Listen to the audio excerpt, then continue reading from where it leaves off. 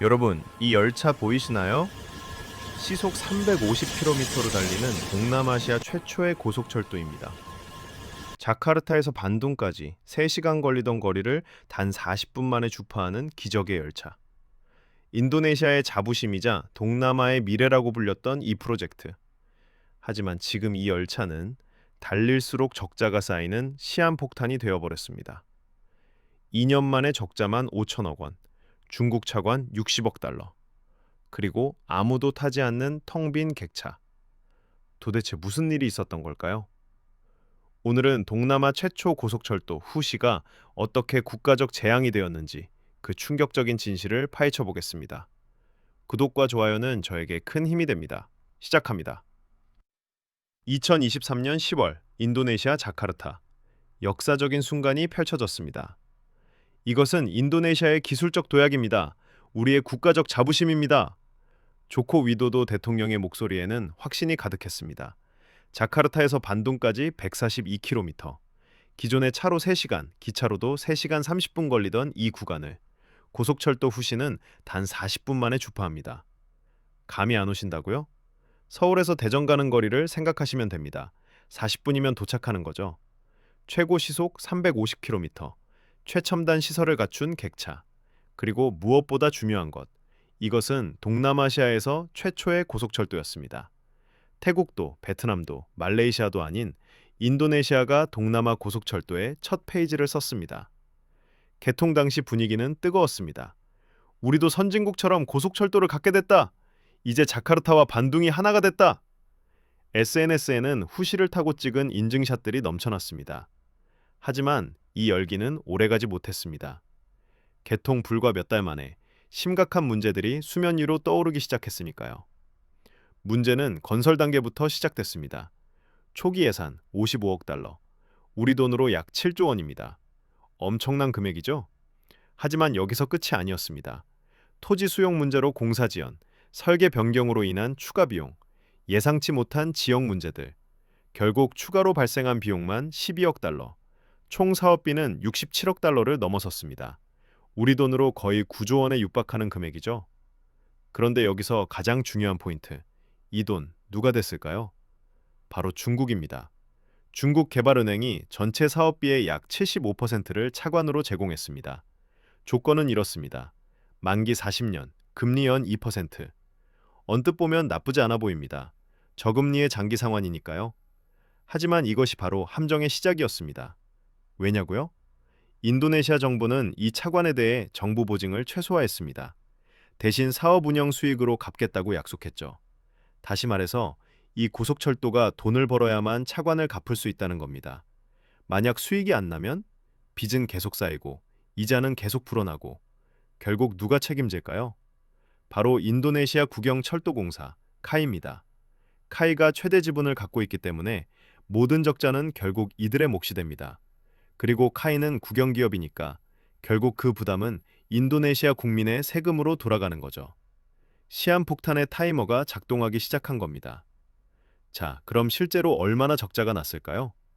2024년 한 해 연간 적자 약 3,700억 원, 2025년 상반기만 추가 적자 약 1,400억 원, 총합 5천억 원 이상의 적자가 단 1년 반 만에 누적됐습니다. 감이 안 오신다고요? 우리나라 중소도시의 연간 예산이 보통 3천억에서 5천억 원입니다. 그 정도 규모의 돈이 불과 1년 반 만에 증발한 겁니다. 더 충격적인 건 이 적자가 계속해서 늘어나고 있다는 겁니다. 왜일까요? 답은 간단합니다. 사람들이 안 타니까요. 초기 목표 승객 수에 한참 못 미치는 수준. 주말에도 객차는 반 정도만 채워집니다. 평일은 더 심각하죠. 하지만 열차는 계속 운행해야 합니다. 전기세, 인건비, 유지보수 비용, 이 모든 고정 비용은 승객이 있든 없든 계속 나갑니다. 거기에 더해 중국 차관의 이자도 계속 쌓입니다. 연 2%라고 해도 원금이 60억 달러가 넘으니까 매년 이자만 1억 달러 이상입니다. 우리 돈으로 매년 1,300억 원 이상의 이자를 내야 하는 거죠. 이 모든 부담이 카이로 쏠립니다. 카이의 재무 건전성은 급속도로 악화되고 있고 이제는 정부 개입 없이는 버티기 힘든 상황까지 왔습니다. 그렇다면 의문이 생깁니다. 왜 사람들은 이 좋은 고속철도를 타지 않는 걸까요? 자카르타에서 반둥 가는 방법은 여러 가지입니다. 가장 인기 있는 건 버스입니다. 버스 요금 약 8,000원에서 9,000원, 소요 시간 약 3시간, 후시 최저가 17,000원, 프로모 티켓 기준입니다. 일반석은 3만 원, 1등석은 7만 원 이상. 보이시나요? 버스보다 2배에서 8배 비쌉니다. 시간은 절약되지만 가격 부담은 2배 이상 늘어나는 겁니다. 인도네시아의 평균 월급은 약 50만 원입니다.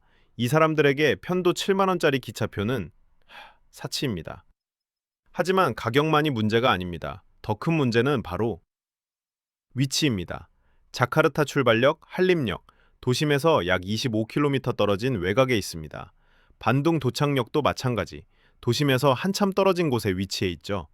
결국 이용객들은 이렇게 이동해야 합니다. 첫째, 자카르타 도심에서 한림역까지 이동, 30분에서 1시간 걸립니다.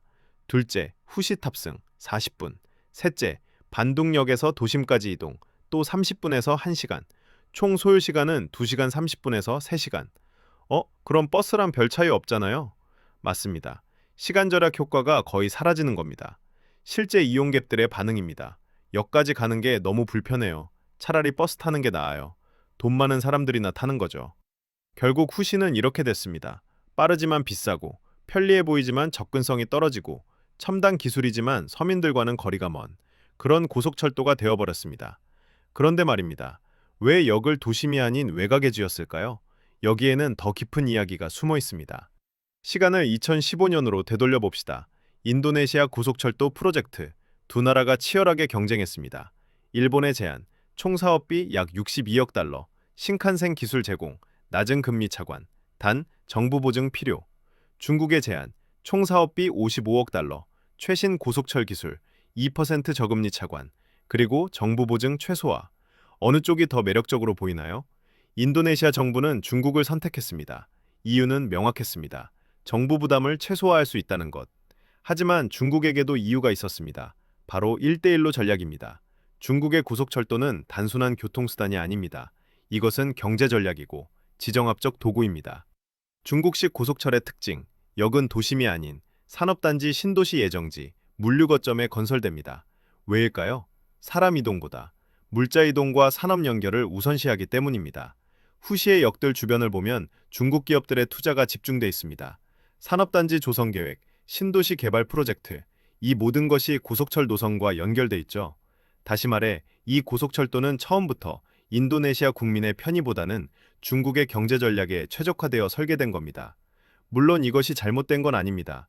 장기적으로 보면 산업 발전과 경제 성장에 도움이 될 수도 있으니까요. 하지만 문제는 단기적으로는 승객이 없다는 겁니다. 산업단지는 아직 완성되지 않았고, 신도시는 아직 사람이 살지 않고, 물류 수요도 예상보다 훨씬 적습니다.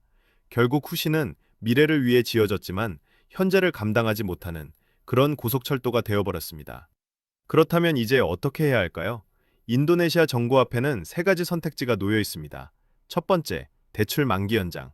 40년을 60년으로 늘리는 겁니다. 장점은 당장의 상환 부담이 줄어듭니다. 단점은 총 이자 부담은 훨씬 커집니다. 두 번째, 정부 재정 직접 투입. 국가 예산으로 적자를 메우는 겁니다. 장점은 빠르게 문제를 해결할 수 있습니다. 단점은 국민 세금이 투입되고 다른 복지 예산이 줄어듭니다. 세 번째, 중국과 재협상. 차관 조건을 다시 조정하는 겁니다. 장점은 근본적인 해결이 가능합니다. 단점은 중국이 응할지 불확실하고 외교적 마찰이 생길 수 있습니다.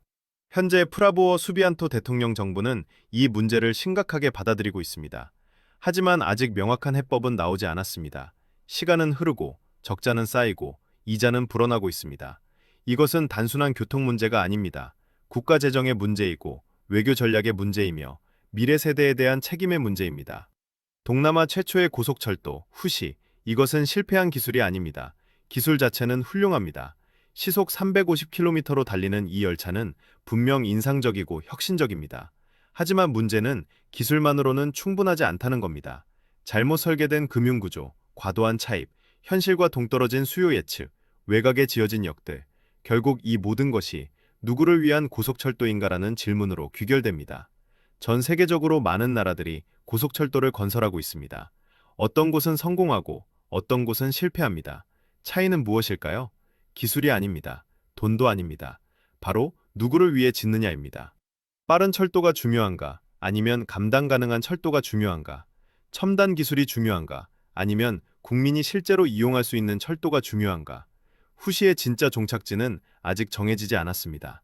이 이야기가 해피엔딩이 될지 아니면 경고의 사례가 될지는 앞으로 인도네시아가 어떤 선택을 하느냐에 달려 있습니다. 이 영상이 도움이 되셨다면 구독과 좋아요 부탁드립니다. 다음에는 더 흥미로운 이야기로 찾아뵙겠습니다. 감사합니다.